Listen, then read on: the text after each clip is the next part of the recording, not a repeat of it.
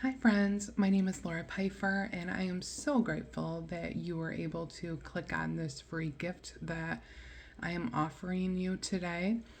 Um, During my talk, I was able to talk to you about one of the coping skills that I was able to take away during my time of feeling buried alive in my emotions. And in fact, my talk is called Buried Alive: How I Was Able to Escape, Survive, and Thrive After a Toxic Relationship. After you, even if you're in the middle of a toxic relationship, or it doesn't even matter if you're in a toxic relationship, but you're going to want this emotional release for many different emotions that are super heavy on you. And so I want to encourage you to grab your lavender oil, your frankincense, and stress away. And these are all oils from Young Living. Okay, so what you're going to do is when you have, like, I was heartbroken, right, for a long time, and I was grieving that after I escaped from that toxic relationship, and I started going to therapy and pulling out those emotions that were like deep down inside, buried alive in me.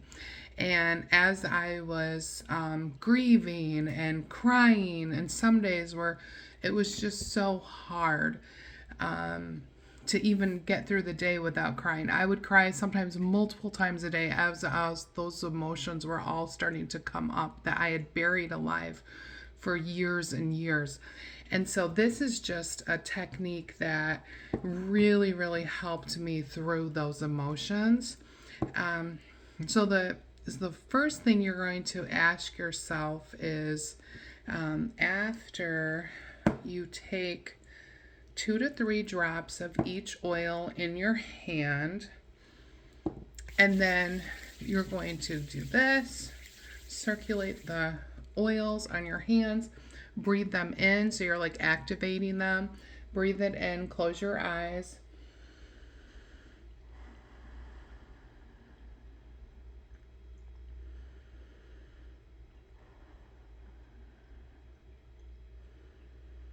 Okay, I breathed in for about 3 times there. You just breathe in and you use your intuition on that, how many times you want to breathe in. But these oils are so fast and effective, they take less than 20 seconds to get to your brain.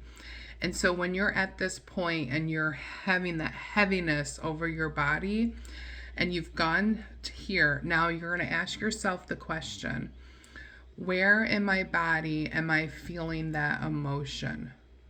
So it could be anywhere. You could be feeling something in your leg or your back, your stomach, your lungs.